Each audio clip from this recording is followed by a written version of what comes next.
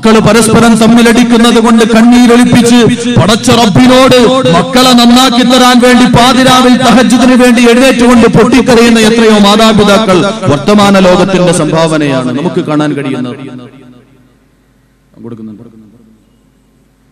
കൊണ്ടിരിക്കുന്ന ഒരവസ്ഥയാണ് നമുക്ക് കാണാൻ കഴിയുന്നത്. ഉപ്പയും ഉമ്മയും പോലും സ്വരച്ചേർച്ചയിലല്ലാത്ത എത്രയോ കുടുംബങ്ങൾ. ഞാനിങ്ങോട്ട് കടന്നു വരുമ്പോൾ ഒരു സഹോദരൻ വളരെ വേദനയോടെ വന്നു പറഞ്ഞ യാഥാർത്ഥ്യം, ഉപ്പയും ഉമ്മയും തമ്മിൽ ഒരു സ്വരച്ചേർച്ചയിലല്ല, പ്രത്യേകം ദുആ ചെയ്യണമെന്ന് വേദനയോടെ പറഞ്ഞു പോയ സഹോദരനെ ഞാൻ ഓർത്തു പോവുകയാണ്. ഇങ്ങനെ കുടുംബത്തിൽ പോലും, നമ്മുടെ കുടുംബ ബന്ധങ്ങളിൽ പോലും ഐക്യം തകർന്നു പോയിക്കൊണ്ടിരിക്കുന്ന ഈ വേളയിൽ എന്റെ പ്രിയപ്പെട്ടവരെ, വിശുദ്ധമായ ഖുർആനിന്റെ വചനങ്ങളിലേക്ക് നമ്മൾ കണ്ണോടിക്കണം. വിശുദ്ധമായ ഖുർആൻ നമ്മളോട് പറയുകയാണ്, വഅ്തസിമൂ ബിഹബ്ലില്ലാഹ് واعتصموا بحبل الله جميعا ولا تفرقوا واذكروا نعمة الله عليكم. വിശുദ്ധമായ ഖുർആൻ സൂറത്ത് ആല ഇംറാനിലൂടെ നമ്മളെ പഠിപ്പിക്കുകയാണ്. വഅ്തസിമൂ, അല്ലയോ ജനങ്ങളെ, നിങ്ങൾ മുറുകെ പിടിക്കണേ, ബിഹബ്ലില്ലാഹ്, അല്ലാഹുവിന്റെ പാർശ്വഭാഗത്തെ, അല്ലാഹുവിന്റെ മാർഗത്തെ നിങ്ങൾ മുറുകെ പിടിക്കണേ. ജമിയാ, നിങ്ങൾ ഒരുമയോടുകൂടി ഐക്യത്തോടുകൂടി അല്ലാഹുവിന്റെ പാർശ്വത്തെ നിങ്ങൾ മുറുകെ പിടിക്കണേ എന്ന് പറഞ്ഞിട്ട് വിശുദ്ധ ഖുർആൻ പറയുന്നത് എന്താ പ്രിയമുള്ളവരെ? വലാ തഫറഖൂ, ഒരിക്കലും നിങ്ങൾ ഭിന്നിക്കല്ലേ, നിങ്ങളുടെ കുടുംബങ്ങളിൽ ഭിന്നിപ്പുണ്ടാക്കല്ലേ. 4 മക്കളോടും ഖുർആൻ പറയുകയാ, ലാ തഫറഖൂ, നിങ്ങൾ ഭിന്നിക്കല്ലേ മക്കളെ, ഭിന്നിപ്പിന്റെ സ്വരം നിങ്ങളിൽ ഉണ്ടാകല്ലേ. കുടുംബത്തിൽ ഉമ്മയോട് പറയുന്നു, ഭിന്നിപ്പിന്റെ സ്വരം കുടുംബത്തിൽ ഉണ്ടാക്കല്ലേ.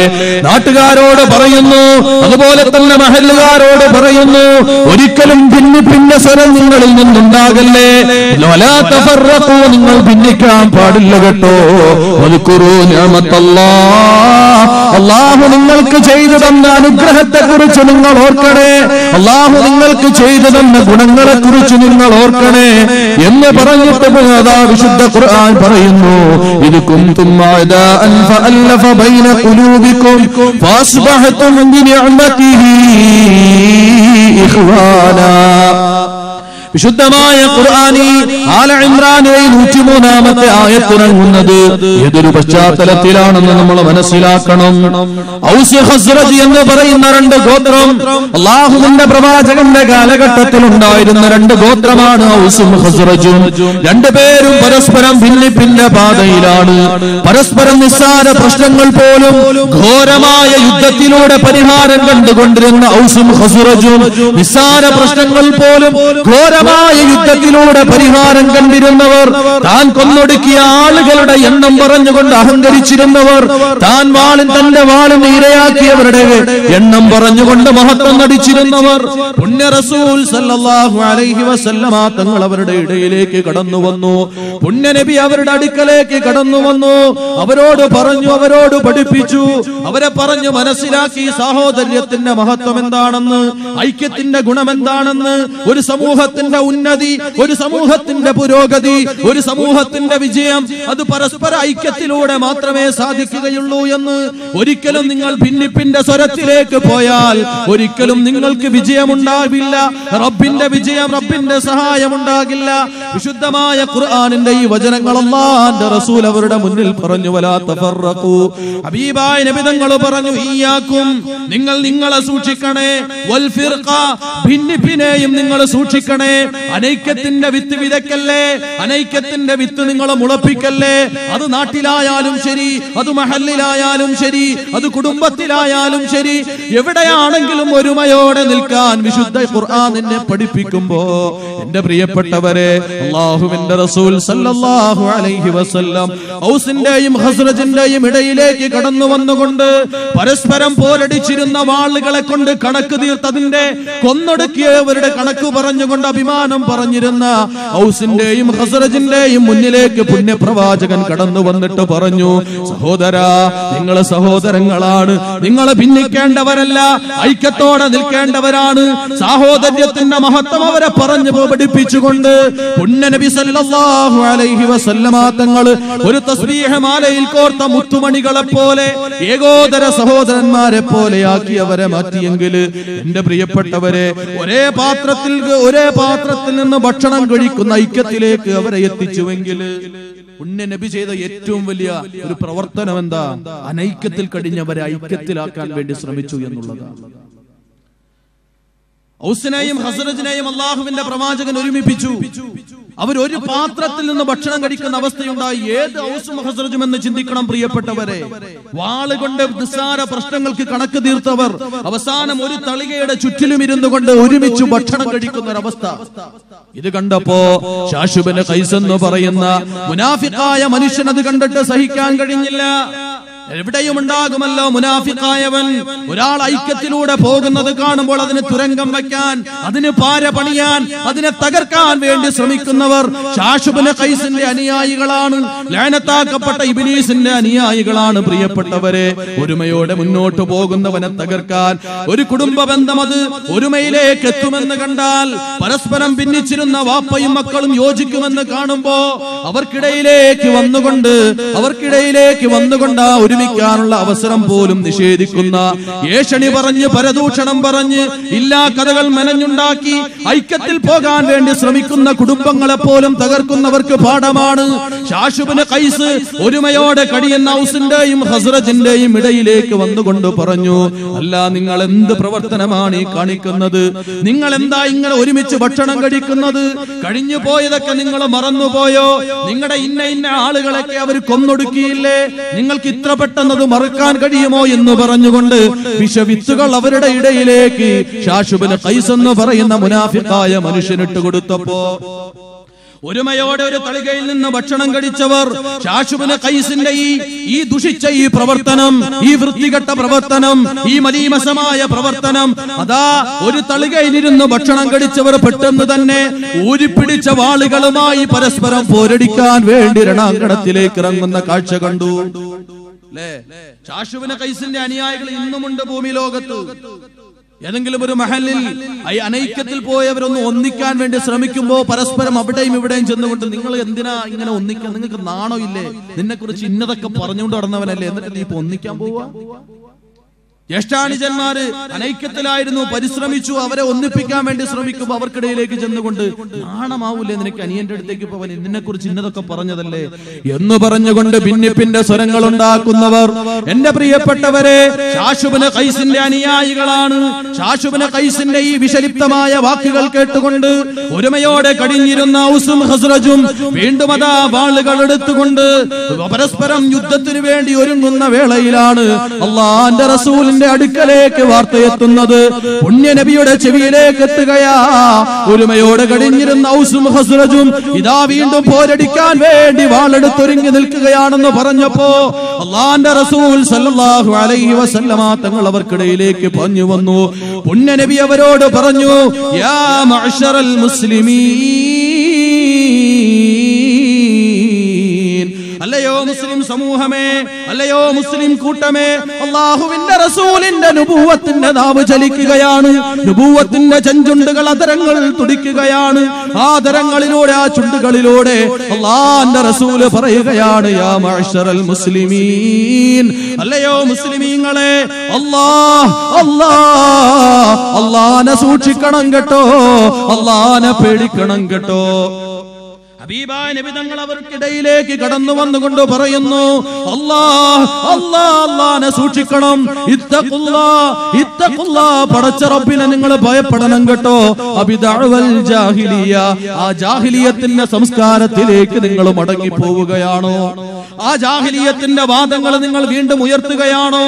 ഞാൻ നിങ്ങളുടെ ഇടയിൽ ജീവിച്ചിരിക്കുമ്പോ, ഞാൻ നിങ്ങളുടെ കൂടെ ജീവിച്ചിരിക്കുമ്പോ വീണ്ടും നിങ്ങൾ ആ പഴയ സ്വഭാവത്തിലേക്ക് മടങ്ങി പോവുകയാണോ? പാടില്ല, ഒരിക്കലും പാടില്ല. റബ്ബിനെ നിങ്ങൾ ഓർക്കണം, അല്ലാഹുവിനെ നിങ്ങൾ ഓർക്കണം എന്ന് പറഞ്ഞുകൊണ്ട് അല്ലാഹുവിന്റെ റസൂൽ ഓതി കേൾപ്പിക്കുകയാ, വഅ്തസിമൂ ബിഹബ്ലില്ലാഹി ജമീഅ വഅതസിമു നിങ്ങൾ മുറുകെ പിടിക്കണേ ബിഹബലില്ലാ അല്ലാഹുവിന്റെ പാർശ്വഭാഗത്തെ നിങ്ങൾ മുറുകെ പിടിക്കണേ അല്ലാഹുവിന്റെ ഭാഗത്തെ മുറുകെ പിടിക്കണേ നിങ്ങൾ ഒരുമയോടെ നിൽക്കണേ വലാ തഫറഖു നിങ്ങൾ ഭിന്നിക്കല്ലേ നിക്തം ചന്തല്ലേ അനൈക്യത്തിന്റെ വിത്ത് വിതക്കല്ലേ നാട്ടിൽ കുഴപ്പങ്ങൾ ഉണ്ടാക്കല്ലേ മഹല്ലിൽ അനൈക്യത്തിന്റെ വിത്ത് വിതക്കല്ലേ പരിപാടികളെ തകർക്കാൻ വേണ്ടി കുൽസിത ശ്രമങ്ങൾ നിങ്ങൾ ഉണ്ടാക്കല്ലേ അല്ലാഹുവിന്റെ റസൂൽ അവർക്ക് മുന്നിൽ വിശുദ്ധമായ ഖുർആനിന്റെ വചനങ്ങൾ ഓതുകയാണ് വലാ തഫറഖു നിങ്ങൾ ഒരിക്കലും ഭിന്നിക്കല്ലേ എന്നിട്ട് പുണ്യനബി അവരെ ഓർമ്മപ്പെടുത്തുകയാ വദ്കുറൂ നിഅമത്തല്ലാഹ് വദ്കുറൂ നിങ്ങൾ ഓർത്തു നോക്കണം നിഅമത്തല്ലാഹ് അല്ലാഹു നിങ്ങൾക്ക് ചെയ്തു തന്ന അനുഗ്രഹത്തെ കുറിച്ച് നിങ്ങൾ ഓർത്തു നോക്ക് അത് മറന്നു പോകല്ലേ അത് നിങ്ങൾ വിസ്മരിച്ചു കളയല്ലേ അത് മറവിയുടെ കാണാക്കയങ്ങളിലേക്ക് നിങ്ങൾ തള്ളിയിടല്ലേ അല്ലാഹു നിങ്ങൾക്ക് ചെയ്തു തന്ന അനുഗ്രഹത്തെ കുറിച്ച് നിങ്ങൾ ഓർത്തു നോക്ക് നബി തങ്ങൾ പറഞ്ഞു കൊടുക്കുകയാ ഇത് കുന്തും അഅദാ നിങ്ങൾ ഇന്നലെ വരെ നിങ്ങൾ ശത്രുക്കളായിരുന്നു ഇന്നലെ വരെ പരസ്പരം കടിച്ചു കീറുന്ന ശത്രുക്കളായിരുന്നു നിങ്ങൾ നിസ്സാര പ്രശ്നങ്ങൾ പോലും ഊതിപ്പെരുപ്പിച്ച് വാളുകളിലൂടെ പരിഹാരം കണ്ടിരുന്നവർ ഘോരമായ യുദ്ധത്തിലേർപ്പെട്ട അത്രത്തോളം ശത്രുത വച്ച് പുലർത്തിയവരായിരുന്നു നിങ്ങളെന്ന് പറഞ്ഞിട്ട് അല്ലാഹുവിന്റെ റസൂല് പറയുന്നു ഫഅല്ലഫ ബൈന ഖുലൂബിക്കും പക്ഷേ നിങ്ങളുടെ ഇടയിൽ അല്ലാഹു സ്നേഹമുണ്ടാക്കി നിങ്ങളുടെ ഇടയിൽ അല്ലാഹു രഞ്ജിപ്പുണ്ടാക്കി നിങ്ങളുടെ ഇടയിൽ അല്ലാഹു ഒരുമയുണ്ടാക്കി നിങ്ങളുടെ ഹൃദയങ്ങളെ അല്ലാഹു ഒരുമിപ്പിച്ചു നിങ്ങളുടെ ഹൃദയങ്ങളെ അല്ലാഹു കൂട്ടിയോജിപ്പിച്ചു ഫഅല്ലഫ ബൈന ഖുലൂബിക്കും അല്ലാഹു നിങ്ങളുടെ ഹൃദയങ്ങളെ പരസ്പരം കൂട്ടിയോജിപ്പിച്ചു ഫഅസ്ബഹതും ബിനിഅമതിഹി ഇഖ്വാനാ അല്ലാഹുവിന്റെ വിശുദ്ധ ഖുർആൻ വീണ്ടും പറയുന്നു പുണ്യ നബി അവരോട് പറഞ്ഞു കൊടുക്കുന്നു അങ്ങനെ അല്ലാഹു നിങ്ങൾക്കിടയിൽ യോജിപ്പുണ്ടാക്കിയപ്പോ അല്ലാഹു നിങ്ങൾക്കിടയിൽ ഐക്യമുണ്ടാക്കിയപ്പോ അല്ലാഹു നിങ്ങളുടെ ഹൃദയങ്ങളെ പരസ്പരം യോജിപ്പിന്റെ പാതയിലേക്ക് കൊണ്ടുവന്നപ്പോ എന്താണ് സംഭവിച്ചത് നേരം വെളുക്കുമ്പോൾ കാണാൻ കഴിഞ്ഞതെന്താ പ്രഭാതം പൊട്ടി വിടരുമ്പോ ഇന്നലെ വരെ പരസ്പരം പോരടിച്ചിരുന്നവർ നേരം വെളുക്കുമ്പോൾ അവരെ കാണാൻ കഴിഞ്ഞത് ബിനിഅമതിഹി അല്ലാഹുവിന്റെ അനുഗ്രഹം കൊണ്ട് ഇഖ്വാനാ തസ്ബീഹ് മാലയിൽ കോർത്ത മുത്തുമണികളെ പോലെ ഏകോദര സഹോദരങ്ങളെ പോലെ ഒരു പാത്രത്തിൽ ഭക്ഷിക്കുന്ന ഒരു വിരിപ്പിൽ കിടന്നുറങ്ങുന്ന അത്രത്തോളം സഹോദരങ്ങളാക്കി അല്ലാഹു നിങ്ങളെ മാറ്റിയതിനെ കുറിച്ച് നിങ്ങൾ മറന്നുപോയോ ആ ഒരു അവസ്ഥയെ കുറിച്ച് നിങ്ങൾ മറന്നുപോയോ വിശുദ്ധ ഖുർആൻ ചോദിക്കുന്നു പുണ്യ നബി അവരോട് ചോദിക്കുകയാ അല്ലാഹു നിങ്ങൾക്ക് ചെയ്തു തന്ന നിഅമത്തിനെ നിങ്ങൾ മറന്നുപോയോ ഇന്നലെ വരെ ശത്രുതയിൽ കഴിഞ്ഞ നിങ്ങൾ ഇന്നിതാ അല്ലാഹു അവന്റെ അനുഗ്രഹം കൊണ്ട് നിങ്ങളുടെ ഹൃദയങ്ങളെ യോജിപ്പിച്ചപ്പോ ആ ഒരു നിഅമത്തിനെ കുറിച്ച് നിങ്ങൾ ഓർത്തു നോക്കണം പുണ്യ നബി വീണ്ടും പറയുന്നു വകുന്തും അലാ ശഫാ ഹുഫറത്തിൻ മിനന്നാർ നരകത്തിന്റെ പടിവാതിൽക്കലായിരുന്നു ഇന്നലെ വരെ നിങ്ങൾ പരസ്പരം പോരടിച്ച് അനൈക്യമുണ്ടാക്കി ശത്രുതയുണ്ടാക്കിക്കൊണ്ട് കഴിഞ്ഞുപോയ അങ്ങനെ ജീവിച്ച നിങ്ങൾ ഇന്നലെ വരെ നരകത്തിന്റെ പടുകുടിയിലേക്ക് പതിക്കാൻ അതിന്റെ തുമ്പത്ത് വരെ അതിന്റെ അറ്റത്ത് വരെ നിങ്ങൾ എത്തിയിരുന്നു പക്ഷേ ഫഅൻഖദകും മിൻഹാ അല്ലാഹു റബ്ബുൽ ഇസ്സത്ത് നിങ്ങളെ ആ നരകത്തിൽ നിന്ന് രക്ഷിച്ചു ആ നരകത്തിന്റെ കുണ്ടിൽ നിന്ന് അല്ലാഹു നിങ്ങളെ മോചിപ്പിച്ചു ആ നരകത്തിലേക്ക് പതിക്കാതെ പടച്ച റബ്ബ് നിങ്ങളെ മോചിപ്പിച്ചു കദാലിക യുബയ്യിനുല്ലാഹു ലക്കും ആയാതിഹി ലഅല്ലക്കും തഹ്തദൂൻ അല്ലാഹുവിന്റെ ദൃഷ്ടാന്തം ഇതാണ് കേട്ടോ ആ ദൃഷ്ടാന്തത്തെ കുറിച്ച് നിങ്ങൾ മനസ്സിലാക്കണം കേട്ടോ അത് നിങ്ങൾ മറന്നു കളയരുത് കേട്ടോ എന്തിനു വേണ്ടിയാണ് ലഅല്ലക്കും തഹ്തദൂൻ നിങ്ങൾ ഹിദായത്ത് സിദ്ധിക്കുന്നവരാകാൻ നിങ്ങൾ സന്മാർഗത്തിന്റെ പാതയിൽ അടിയുറച്ചു നിൽക്കാൻ അല്ലാഹുവിന്റെ പുണ്യ നബി സല്ലല്ലാഹു അലൈഹി വസല്ലമ തങ്ങൾ പരിചയപ്പെടുത്തിയ ഹിദായത്തിന്റെ മാർഗത്തിൽ ഉറച്ചു നിൽക്കാൻ നിങ്ങൾ വേണ്ടതെന്താ പിന്നെ സ്വരങ്ങൾ നിങ്ങളുടെ ഇടയിൽ വേണ്ട നിങ്ങളുടെ കുടുംബങ്ങളിൽ വേണ്ട മഹല്ലുകളിൽ വേണ്ട നാടുകളിൽ വേണ്ട അത് പരാജയത്തിന്റെ അടയാളമാണ് അല്ലാഹുവിന്റെ സഹായം അവിടെ ഉണ്ടാവുകയില്ല മഹത്തായ ഒരു സന്ദേശമാണ് ഇതിലൂടെ അല്ലാഹുവിന്റെ പ്രവാചകൻ മുഹമ്മദുർ റസൂലുള്ളാഹി സ്വല്ലല്ലാഹു അലൈഹി വസല്ലം നൽകിയത് മഹത്തായ ഒരു സന്ദേശമാണ് പുണ്യ നബി സല്ലല്ലാഹു അലൈഹി വസല്ലമ തങ്ങൾ ഇത് പറഞ്ഞപ്പോ അള്ളാഹു നിങ്ങൾക്ക് ചെയ്തു തന്ന അനുഗ്രഹത്തെ കുറിച്ച് ഓർത്തു നോക്കണം. അതിനെക്കുറിച്ച് അവരെ പറഞ്ഞപ്പോ പിന്നെ നടന്നത് എന്താണെന്ന് എന്റെ പ്രിയപ്പെട്ട സമൂഹം അറിയണം. ഞാൻ നിങ്ങളുടെ ഇടയിലുള്ളപ്പോൾ നിങ്ങൾ ഭിന്നിക്കാൻ പാടില്ല. അള്ളാഹു നിങ്ങളെ യോജിപ്പിച്ചതാണ്, നരകത്തിൽ നിന്ന് രക്ഷപ്പെടുത്തിയതാണ്. ഇതങ്ങ് പറഞ്ഞപ്പോ അവര് തിരിച്ചറിയുകയാ, അവര് മനസ്സിലാക്കുകയാ, അന്നഹാ നസ്അത്തും മിനശ് ശൈത്താൻ, ഇത് ശൈത്താന്റെ പ്രവർത്തനമാണ്, ഇത് പിശാചിന്റെ പ്രവർത്തനമാണ്. ഐക്യം തകർക്കുന്നവൻ പിശാചിന്റെ അനുയായിയാണ്, അനൈക്യം വിതക്കുന്നവൻ പിശാചിന്റെ അനുയായിയാണ്. ഒരുമയോടെ പോകുന്നതിനെ തകർക്കാൻ വേണ്ടി കുൽസിത ശ്രമങ്ങൾ ഉണ്ടാക്കുന്നവൻ പിശാചിന്റെ അനുയായികയാണ്.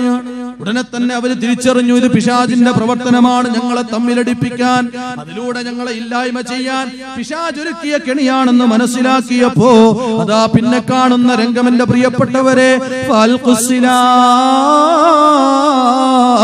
അതാ പോരടിക്കാൻ വേണ്ടി ഉയർത്തിപ്പിടിച്ച മൂർച്ചയേറിയ വാളുകള് വലിച്ചെറിയുകയാണ് ഭൂമിയിലേക്ക്, വലിച്ചെറിയുകയാണ് മണ്ണിലേക്ക്, വലിച്ചെറിഞ്ഞുകൊണ്ട് വാളുകളെ വലിച്ചെറിഞ്ഞുകൊണ്ട്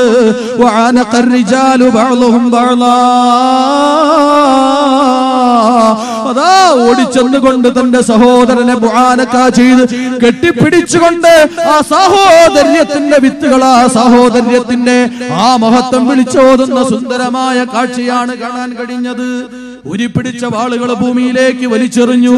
അതാ ഔസിന്റെ ഭാഗത്ത് നിന്ന് ഖസ്റജിന്റെ ഭാഗത്തേക്ക് ഓടുകയാ, ഖസ്റജിന്റെ ഭാഗത്ത് നിന്ന് ഔസിന്റെ ഭാഗത്തേക്ക് ഓടി വന്നുകൊണ്ട് കെട്ടിപ്പിടിച്ചുകൊണ്ട് അറിയാതെ വന്നുപോയ തെറ്റുകൾക്ക് ക്ഷമാപണം നടത്തുന്ന സുന്ദരമായ കാഴ്ച എന്റെ പ്രിയപ്പെട്ടവരെ നമുക്ക് കാണാൻ കഴിയും. പിന്നെ അവരതാ അള്ളാഹുവിന്റെ പ്രവാചകന്റെ പിന്നാലെ അനുസരണയുള്ള അനുയായികളെ പോലെ, അനുസരണയുള്ളവരെ പോലെ അള്ളാന്റെ റസൂലിന്റെ പിന്നാലെ നടന്നു പോകുന്ന ഔസിനെയും ഖസ്റജിനെയും അള്ളാഹുവിന്റെ പ്രവാചകൻ സല്ലല്ലാഹു അലൈഹി വസല്ലമ തങ്ങൾ ഒരുമിപ്പിച്ചുവെങ്കിൽ എന്റെ പ്രിയപ്പെട്ടവരെ, ആ പുണ്യ നബിയാ നമ്മളോട് പറഞ്ഞത്, ആ പുണ്യ നബിയാ നമ്മളോട് താക്കീത് നൽകിയത്, ഇയ്യാകും വൽ ഫിർഖാ, നിങ്ങളെ സൂക്ഷിക്കണം കേട്ടോ, ഭിന്നിപ്പിന്റെ സ്വരത്തെ നിങ്ങൾ സൂക്ഷിക്കണം കേട്ടോ. നിങ്ങൾ ഭിന്നിപ്പിന്റെ സ്വരത്തെ സൂക്ഷിക്കണം, ഭിന്നിക്കാൻ പാടില്ല. ആര് പറഞ്ഞു? മുഹമ്മദ് മുസ്തഫ. അള്ളാനെ നിങ്ങൾ സൂക്ഷിക്കണം, നിങ്ങൾ ഭിന്നതയുടെ സ്വരം നിങ്ങളിൽ ഉണ്ടാകരുത്, അത് നിങ്ങളുടെ പരാജയത്തിനാണ് എന്ന് ഹബീബായ നബി തങ്ങൾ പറഞ്ഞപ്പോൾ അവര് ഐക്യത്തിലാകാൻ അവരൊരുങ്ങി. എന്റെ പ്രിയപ്പെട്ടവരെ, എന്നാൽ ഇന്നത്തെ വർത്തമാന ലോകത്ത് ജീവിക്കുന്ന ആധുനിക മുസ്ലിമിനോട് ഇന്നങ്ങനെ പറഞ്ഞാലോ, ഇത്തഖുല്ല എന്ന് ഒരു പ്രാവശ്യമല്ല, ഒരു 10,000 വട്ടം അവനോട് പറഞ്ഞാൽ എന്റെ പ്രിയപ്പെട്ടവരെ, അനൈക്യം മറന്നുകൊണ്ട് ഒന്നിക്കാൻ അവൻ തയ്യാറാകുമോ? വിശുദ്ധ ഖുർആൻ അതിനെ കുറിച്ച് പറഞ്ഞു തരുന്നുണ്ട്. വിശുദ്ധമായ ഖുർആൻ ഇന്നത്തെ മുസ്ലിമിനെ കുറിച്ചും പറഞ്ഞു തരികയാ. വൈദാ ഖീല ലഹു അവനോട് അല്ലാഹുവിനെ പേടിക്കണമെന്ന് പറഞ്ഞാൽ, അല്ലാഹുവിനെ സൂക്ഷിക്കണമെന്ന് പറഞ്ഞാൽ, അല്ലാഹുവിനെ ഭയപ്പെടണമെന്ന് പറഞ്ഞാൽ അഖദതുൽ ഇസ്സതു ബിൽ ഇസ്മി ഫഹസ്ബുഹു ജഹന്നം വലബിസൽ മിഹാദ്. ആധുനിക മുസ്ലിമിനോട്, അനൈക്യത്തിൽ കഴിയുന്നവന്റെ അടുക്കൽ ചെന്നുകൊണ്ടേ മുസ്ലിമേ, നീ അനൈക്യത്തിന്റെ പാതയിലേക്ക് വരണം, ഭിന്നിപ്പിന്റെ മാർഗങ്ങൾ നീ ഉപേക്ഷിക്കണം, അല്ലാഹുവിനെ നീ സൂക്ഷിക്കണം എന്നവനോട് പറഞ്ഞാൽ അവൻ ചെയ്യുന്നതെന്താ? നീ ആരടാ എന്നെ ഉപദേശിക്കാൻ? നീ എന്നെ ഉപദേശിക്കാറായോ? വിശുദ്ധ ഖുർആൻ പറയുന്നു, അവൻ അഹന്ത നടിക്കുന്നവനായി മാറും. എന്നെ ഞാൻ യോജിക്കാനോ ഞാൻ ഐക്യപ്പെടാനോ കഴിയില്ല എന്ന ധിക്കാരപരമായ സമീപനമാണ് ആധുനിക മുസ്ലിമിൽ നിന്നുണ്ടാകുന്നത്. ഫഹസ്ബുഹു ജഹന്നം, അവന്റെ മടക്കസ്ഥലം ജഹന്നമാണ് കേട്ടോ. അവൻ മടങ്ങിപ്പോകുന്നത് ജഹന്നമിലേക്കാണ് കേട്ടോ. വലബിസൽ മിഹാദ്, ആ മടക്കസ്ഥലം വല്ലാത്ത മോശമാണ് കേട്ടോ. പുണ്യ നബി നമ്മളെ പഠിപ്പിക്കുകയാണ്. പ്രിയപ്പെട്ടവരെ, എന്റെ പ്രിയമുള്ളവർ, നമ്മളൊന്ന് ചിന്തിച്ചു നോക്ക്. ഇന്ന് നമ്മൾ ഒരു കുടുംബത്തിൽ അനൈക്യമാണ്. അവിടെ ചെന്നിട്ട് പറഞ്ഞ അള്ളാനെ പേടിക്കണം, നിങ്ങൾ അള്ളാഹുവിനെ പേടിക്കണം. ബന്ധങ്ങളെ തകർത്തെറിഞ്ഞാൽ പടച്ച റബ്ബ് നിങ്ങളിലേക്ക് കാരുണ്യത്തിന്റെ നോട്ടം നോക്കൂല എന്നൊക്കെ പറഞ്ഞ ഹദീസിന്റെ വചനങ്ങൾ ഉരുവിട്ടാലും അവരെന്ത് പറയും? അതൊക്കെ ഉസ്താദ് അതൊക്കെ പറഞ്ഞു, അതൊക്കെ ശരിയാണ്, പക്ഷെ ഞങ്ങൾ ഒന്നിക്കാൻ തയ്യാറല്ല. എന്തുകൊണ്ടാണ്? മനുഷ്യന്റെ അഹന്തയാണ്. ഞാൻ അവന് മുന്നിൽ കീഴ്പ്പെടണമോ? ഞാൻ അവന്റെ മുന്നിൽ ചെന്ന് മാപ്പ് പറയണമോ? അപ്പൊ ഞാൻ കൊച്ചായി പോയാലോ?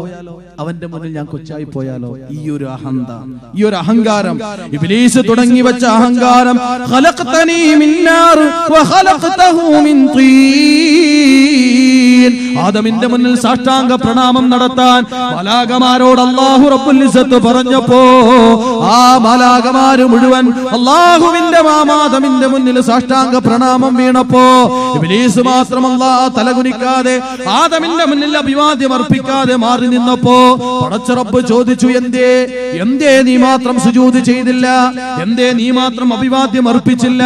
ആ സമയത്തും അല്ലാഹുവോട് അവൻ പറഞ്ഞത് ധിക്കാരത്തിന്റെ മറുപടിയാണ്, അഹന്തയുടെ മറുപടിയാണ്, അഹങ്കാരത്തിന്റെ മറുപടിയാണ്. അവൻ പറഞ്ഞതെന്താ? ഖലഖതനീ മിൻ നാർ വഖലഖതഹു മിൻ തീൻ. ഞാൻ തീ കൊണ്ട് പടക്കപ്പെട്ടവനാണ്, ഞാൻ അഗ്നി കൊണ്ട് പടക്കപ്പെട്ടവനാണ്. അവനോ വെറും പച്ചമണ്ണിൽ നിന്ന് സൃഷ്ടിക്കപ്പെട്ടവൻ. ആ പച്ചമണ്ണിൽ നിന്ന് സൃഷ്ടിക്കപ്പെട്ടവനേക്കാൾ ഔന്നത്യമുള്ളത് എനിക്കാണ്. അതുകൊണ്ട് ഞാൻ അവന്റെ മുന്നിൽ തലകുനിക്കണോ എന്ന ഇബ്ലീസിന്റെ ധിക്കാരപരമായ സമീപനം എന്റെ പ്രിയപ്പെട്ടവരെ സ്വർഗലോകത്ത് നിന്ന് ആട്ടിപ്പുറത്താക്കി നാളെ ഖിയാമത്ത് നാൾ വരെ അവന്റെ പേര് കേൾക്കുമ്പോ വിശ്വാസികളുടെ നാവിൽ നിന്ന് വരുന്നതെന്താ?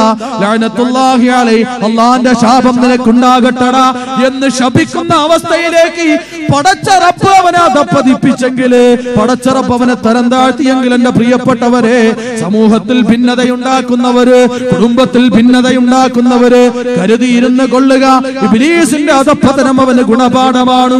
അഹന്ത നടിച്ച ഒരാളെ കുറിച്ച് നമ്മൾ ഇന്നലെ പറഞ്ഞു, ഖാറൂനിനെ കുറിച്ച്. അതവന് ഗുണപാഠമാണ്.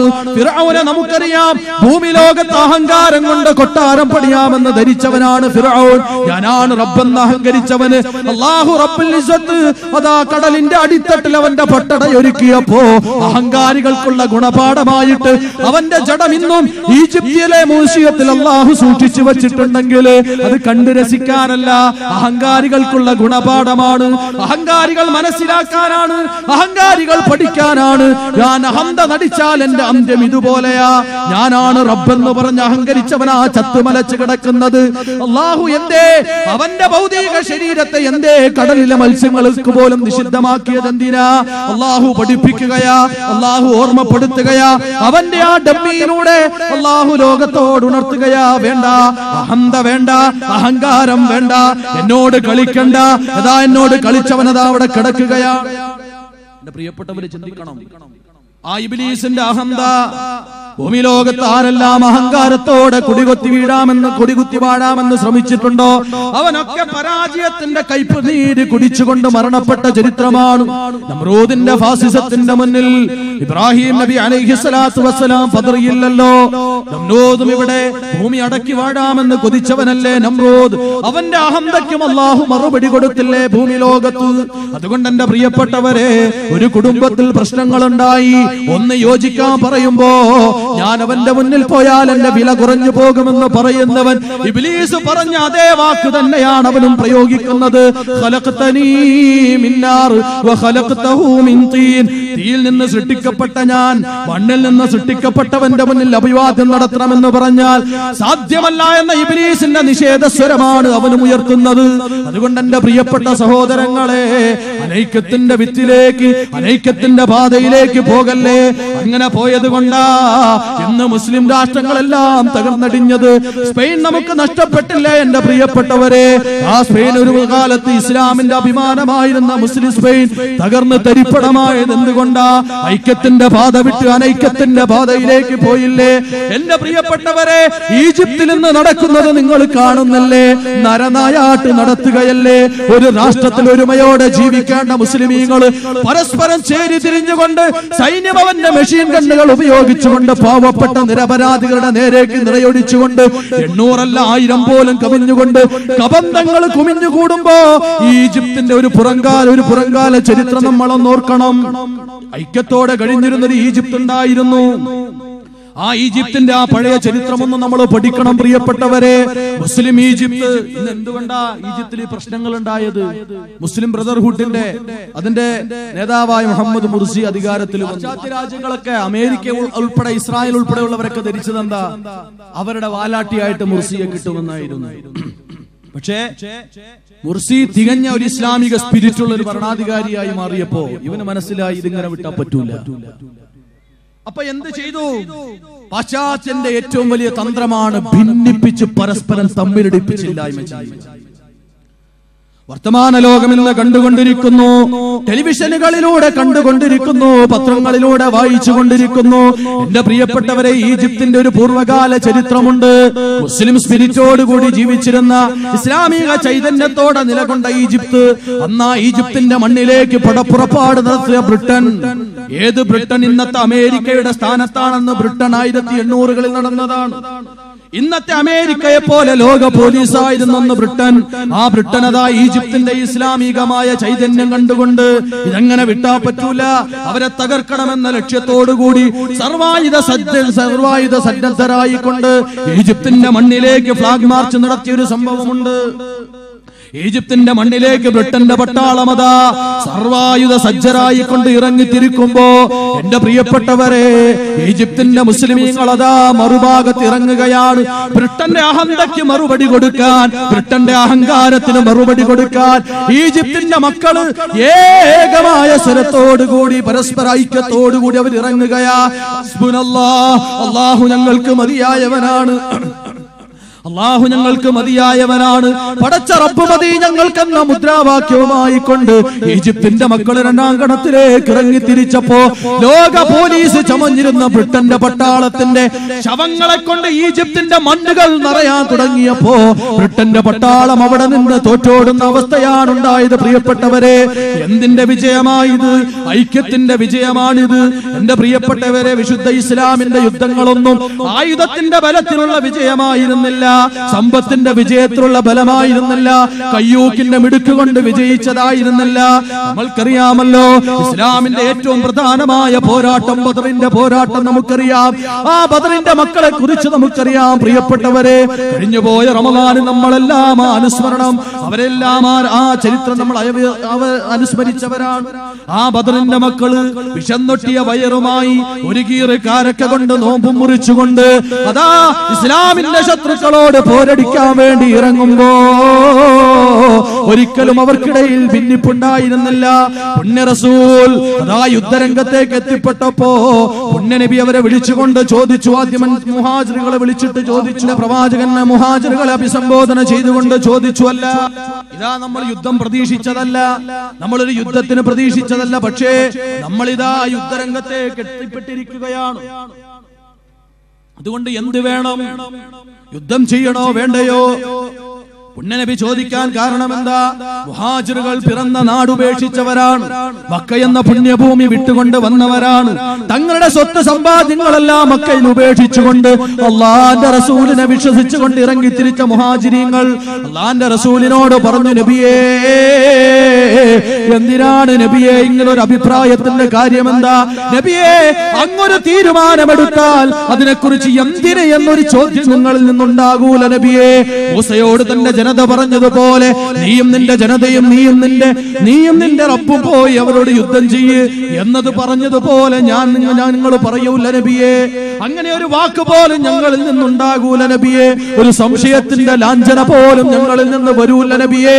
അങ്ങൊരു തീരുമാനമെടുത്താൽ നബിയെ, അചഞ്ചലമായി ഞങ്ങൾ പിന്നിലുണ്ട് നബിയെ എന്ന് പറഞ്ഞപ്പോ പുണ്യ റസൂൽ സല്ലല്ലാഹു അലൈഹി വസല്ലമ തങ്ങൾ അൻസാറുകളിലേക്ക് തിരിഞ്ഞുകൊണ്ട് ചോദിക്കുന്നു, എന്താണ് നിങ്ങളുടെ അഭിപ്രായം?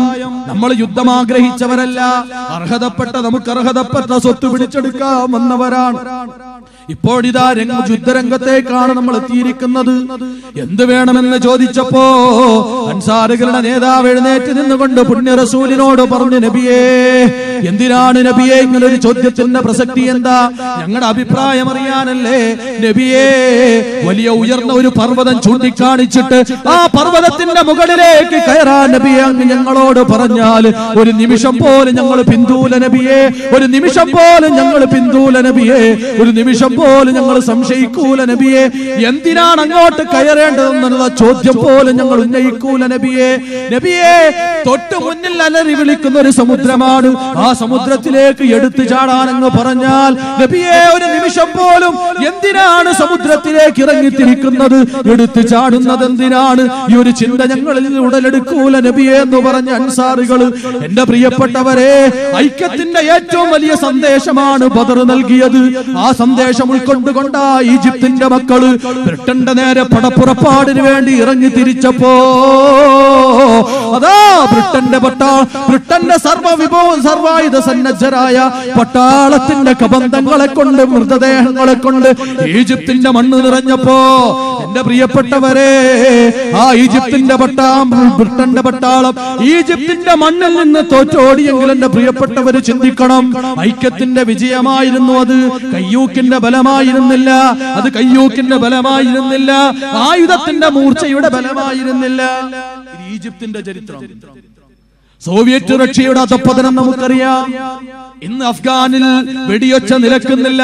രണ്ട് ചേരികളായി തിരിഞ്ഞുകൊണ്ട് തമ്മിലടിച്ച് മരിക്കുകയല്ലേ മുസ്ലിം സഹോദരങ്ങൾ. ഇടക്കുകളിൽ സോവിയറ്റ് റഷ്യയുടെ പട്ടാളക്കാരുടെ ശവശരീരങ്ങൾ കുമിഞ്ഞുകൂടിയെങ്കിൽ, ആ സോവിയറ്റ് റഷ്യ അവിടെ നിന്ന് പരാജയപ്പെട്ടുകൊണ്ട് പിന്തിരിഞ്ഞോടിയെങ്കിൽ എന്റെ പ്രിയപ്പെട്ട മുസ്ലിമേ, ഇതെല്ലാം ഐക്യത്തിന്റെ സന്ദേശമാണ്. ഇതെല്ലാം കെട്ടുറപ്പിന്റെ വിജയമാണ്. ഇതെല്ലാം ഐക്യത്തിന്റെ വിജയമാണ്. ഇത് എന്ന് നഷ്ടപ്പെട്ടോ, ഇത് എവിടെ കളഞ്ഞു പോയോ, അന്നാണ് നമ്മുടെ പരാജയം തുടങ്ങിയത്, അന്നാണ് നമ്മുടെ നാശം തുടങ്ങിയത്, അന്നാണ് നമ്മൾ രക്തച്ചൊരിച്ചിലുണ്ടായത്. ഈജിപ്തിൽ നിന്ന് നടക്കുന്നത് അതാണ്. ഒരു നാട്ടിൽ ഒരുമിച്ച് ജീവിക്കേണ്ടവർ പാശ്ചാത്യന്റെ തന്ത്രങ്ങൾക്ക് നിമിത്തമായി കൊണ്ട് പരസ്പരം ഭിന്നിച്ചില്ലേ. അതാ ഒരു വശത്ത് കല്ലെറിയുന്നു, മറുവശത്ത് മെഷീൻ ഗണ്ണുമായി തുരുതുരാ തന്റെ നാട്ടിലെ ജനങ്ങൾക്ക് നേരെ നിറയൊഴിക്കുന്നത് ആ നാട്ടുകാര് തന്നെയായ സൈന്യങ്ങളാണ്. അഫ്ഗാനിസ്ഥാനിൽ അത് തന്നെയല്ലേ എന്റെ പ്രിയപ്പെട്ടവരെ.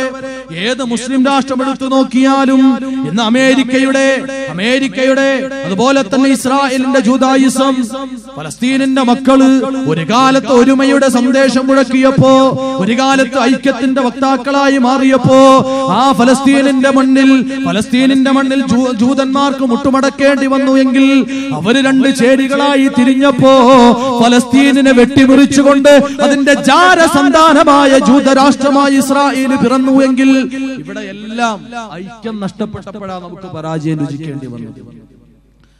ഇവിടെയൊക്കെ നമുക്ക് ഐക്യം നഷ്ടപ്പെട്ടപ്പോഴാണ് പരാജയം രുചിക്കേണ്ടി വന്നത്. നിങ്ങളൊന്ന് ചിന്തിക്കണം. ഈജിപ്തിൽ നിന്ന് പരാജയപ്പെട്ടുകൊണ്ട് ബ്രിട്ടൻ തിരിച്ചോടി. നാട്ടിൽ വന്നിട്ട് അവര് വട്ടമേശ സമ്മേളനം കൂടി. എന്താ സമ്മേളനത്തിൽ ചർച്ച? എന്താ? എല്ലാ പട്ടാളത്തിന്റെ എല്ലാ ഉന്നതരായ ഉദ്യോഗസ്ഥന്മാരും ഉണ്ട്.